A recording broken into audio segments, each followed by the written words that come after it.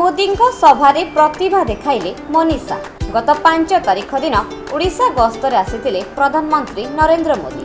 ମୋଦିଙ୍କ ଓଡ଼ିଶା ଗସ୍ତ ପାଇଁ ଗଞ୍ଜାମ ଜିଲ୍ଲା କନିସିଠାରେ ଏକ ସଭା କାର୍ଯ୍ୟକ୍ରମର ଆୟୋଜନ କରାଯାଇଥିଲା।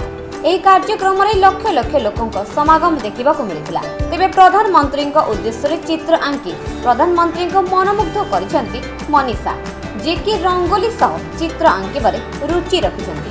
ମନୀଷା କନିସିଠାରେ ଆୟୋଜିତ ହୋଇଥିବା ପ୍ରଧାନମନ୍ତ୍ରୀ ନରେନ୍ଦ୍ର ମୋଦିଙ୍କର ସଭାସ୍ଥଳୀକୁ ତାଙ୍କ ଦ୍ୱାରା ପ୍ରସ୍ତୁତ କିଛି ଫଟୋଚିତ୍ରକୁ ନେଇଯାଇଥିଲେ। ଫଟୋଚିତ୍ରକୁ ମାନ୍ୟବର ପ୍ରଧାନମନ୍ତ୍ରୀଙ୍କ ନିକଟରେ ପହଞ୍ଚାଇବା ତାଙ୍କର ଉଦ୍ଦେଶ୍ୟ ଥିଲା। ସେହି ଉଦ୍ଦେଶ୍ୟ ନେଇ ତାଙ୍କ ଭଳି ଅନ୍ୟମାନେ ମଧ୍ୟ ପ୍ରସ୍ତୁତ କରିଥିବା ବିଭିନ୍ନ ଆକୃତିର ଫଟୋଗୁଡ଼ିକୁ ଭିଡ଼ ଭିତରେ ଟେକି ଧରିଥିବା ସମୟରେ ତାଙ୍କର ସୁନ୍ଦର ଚିତ୍ର ମୋଦିଙ୍କ ନଜରକୁ ଆସିଥିଲା।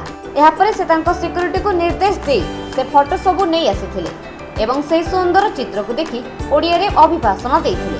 ସେହି ଅଭିଭାଷଣରେ ପ୍ରଧାନମନ୍ତ୍ରୀ ତାଙ୍କ ଠିକଣା ଦେବା ପାଇଁ ମଧ୍ୟ କହିଥିଲେ। ଏତେ ଗହଳି ମଧ୍ୟରେ ମଧ୍ୟ ପ୍ରଧାନମନ୍ତ୍ରୀ ମନୀଷାଙ୍କ ଚିତ୍ରକଳାକୁ ପସନ୍ଦ କରିଥିଲେ। ପ୍ରଧାନମନ୍ତ୍ରୀଙ୍କ ଉତ୍ସାହରେ ମନୀଷାଙ୍କ ମନରେ ଖୁସିର ଲହରୀ ଖେଳିଯାଇଥିଲା।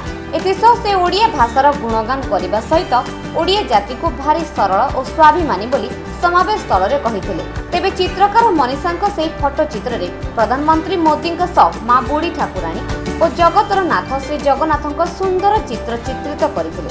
ବ୍ରହ୍ମପୁରର ଇଷ୍ଟଦେବୀ ମା ବୁଢ଼ୀ ଠାକୁରାଣୀ ହୋଇଥିଲା ବେଳେ ବିଶ୍ୱ ନିୟନ୍ତା ପ୍ରଭୁ ଶ୍ରୀ ଜଗନ୍ନାଥ ଆମ ସଂସ୍କୃତି ଓ ପରମ୍ପରାର ପ୍ରତୀକ ହୋଇଥିବାରୁ ଏହାକୁ ବିଶ୍ୱ ଦରବାରରେ ପହଞ୍ଚାଇବା ଲକ୍ଷ୍ୟ ନେଇ ମାନ୍ୟବର ପ୍ରଧାନମନ୍ତ୍ରୀଙ୍କ ଫଟୋ ସହ ସେହିସବୁ ପ୍ରତିମୂର୍ତ୍ତିଗୁଡ଼ିକୁ ସେହି ଫଟୋ ଚିତ୍ରରେ ସ୍ଥାନ ଦେଇଥିଲେ।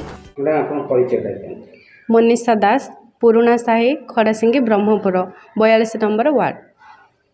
କାଲି ଆପଣ ପ୍ରଧାନମନ୍ତ୍ରୀ ମୋଦି ତାଙ୍କ ସଭାସ୍ଥଳୀ କନିସିକୁ ଯାଇଥିଲେ ଏବଂ ସେଠାରେ ଆପଣଙ୍କ ହାତରେ କିଛି ଫଟୋଚିତ୍ର ଥିଲା, ଯାହାକି ପ୍ରଧାନମନ୍ତ୍ରୀ ଦେଖିଛନ୍ତି ଏବଂ ଆପଣଙ୍କ ଭଳି ଅନ୍ୟମାନଙ୍କ ଠାରୁ ମଧ୍ୟ ସେହି ଫଟୋଚିତ୍ର ଗୁଡ଼ିକ ନେଇଛନ୍ତି। ଆକୁ ନେଇ ଆପଣ କେତେ ଉତ୍ସାହିତ ଅଛନ୍ତି ଏବଂ କ'ଣ କହିବାକୁ ଚାହୁଁଛନ୍ତି? ମୁଁ ବହୁତ ଉତ୍ସାହିତ ଅଛି। କାଲି ଯେତେବେଳେ ସଭାସ୍ଥଳୀରେ ପହଞ୍ଚିଥିଲି, ପ୍ରଧାନମନ୍ତ୍ରୀଙ୍କୁ ନିକଟରେ ଦେଖି ବହୁତ ଖୁସି ଅନୁଭବ କରିଥିଲି। ପ୍ରଧାନମନ୍ତ୍ରୀ ଆସିବାର ସୂଚନା ପାଇଥିଲି 3 ଦିନ ଆଗରୁ। ଯେହେତୁ ମୁଁ ଭାବିଲି ମୋତେ ତ ରଙ୍ଗୋଲି ଆସେ, ରଙ୍ଗୋଲି ଦ୍ୱାରା ମୁଁ ପ୍ରଧାନମନ୍ତ୍ରୀଙ୍କୁ କିଛି ଗୋଟେ ପ୍ରଦାନ କରିବି।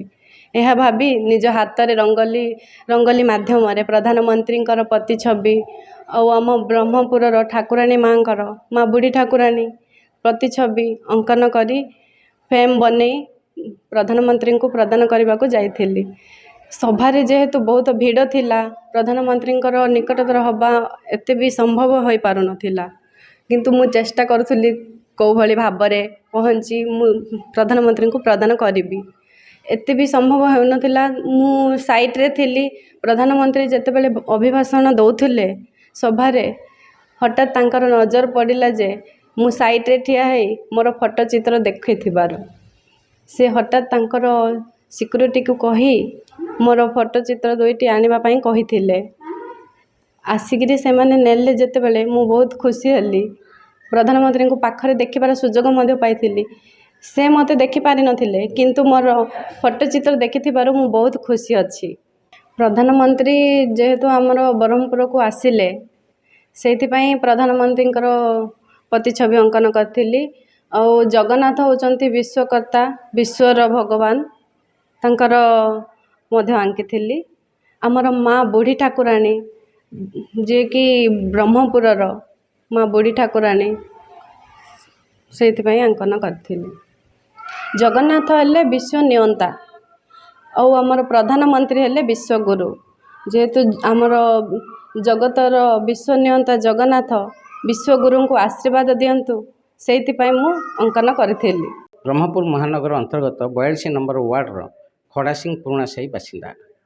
ତେବେ ସେ ଗତକାଲି କନିସିଠାରେ ମୋଦିଙ୍କ ସଭାସ୍ଥଳୀକୁ ଯାଇଥିଲେ ଏବଂ ସେଠାରେ କିଛି ଫଟୋଚିତ୍ର ମଧ୍ୟ ନେଇକି ଯାଇଥିଲେ। ତାଙ୍କର ଉଦ୍ଦେଶ୍ୟ ଥିଲା ସେହି ଫଟୋଚିତ୍ର ଗୁଡ଼ିକ ପ୍ରଧାନମନ୍ତ୍ରୀଙ୍କୁ ପ୍ରଦାନ କରିବେ ଏବଂ ସେ ଗହଳି ଭିତରେ ମଧ୍ୟ ପ୍ରଧାନମନ୍ତ୍ରୀଙ୍କୁ ଦେଖି ପାରୁନଥାନ୍ତି ଏବଂ ପ୍ରଧାନମନ୍ତ୍ରୀ ସେହି ସମୟରେ ତାଙ୍କ ଉପରେ ନଜର ପଡ଼ିଛି ଏବଂ ସେ ଫଟୋଚିତ୍ରଟିକୁ ମଧ୍ୟ ସେ ନେବାକୁ ଚାହିଁଛନ୍ତି। ତାଙ୍କ ସିକ୍ୟୁରିଟିକୁ ଆଦେଶ ଦେଇଛନ୍ତି, ଫଟୋଟିକୁ ମଧ୍ୟ ସେ ନେଇଛନ୍ତି। ସେତେବେଳେ ସେ କିଛି ଓଡ଼ିଆରେ ବାର୍ତ୍ତା ରଖିଥିଲେ ଯେ ଫଟୋ ପଛପଟେ ଆପଣ ଓଡ଼ିଆରେ ଠିକଣା ଦିଅନ୍ତୁ ଆଉ ମୁଁ ସେ ଠିକଣା ଅନୁଯାୟୀ ଆପଣଙ୍କ ପାଖକୁ ପତ୍ର ଲେଖିବି, ପୁଣି ଓଡ଼ିଆରେ। ହେଲେ ଦୁଃଖର ବିଷୟ ମନୀଷାଙ୍କ କହିବା କଥା ଯେ ମୁଁ ସେଥିରେ ଓଡ଼ିଆରେ ମୋ ଠିକଣା ଲେଖିନି, ଭୁଲି ଯାଇଛି, କିନ୍ତୁ ମୋବାଇଲ ନମ୍ବର ଦେଇଛି। ଆଉ ଗଣମାଧ୍ୟମ ଜରିଆରେ ଜଣାଇବାକୁ ଚାହୁଁଛି, ମୋଦି ଯଦି ସେ ଫଟୋଟିକୁ ଦେଖନ୍ତି ଏବଂ ମୋ ମୋବାଇଲ ନମ୍ବରକୁ କଲ୍ କରନ୍ତି ତାହେଲେ ମୁଁ ବହୁତ ଉତ୍ସାହିତ ହେବି ଏବଂ ନିଜ କାର୍ଯ୍ୟଦକ୍ଷତାକୁ ବଢ଼ାଇ ପାରିବି, ଆଗକୁ ମଧ୍ୟ ଯାଇପାରିବି। ବ୍ରହ୍ମପୁରରୁ ସଞ୍ଜୟ କୁମାର ବିଶ୍ୱାଳଙ୍କ ରିପୋର୍ଟ, ଖବର ଓଡ଼ିଶା।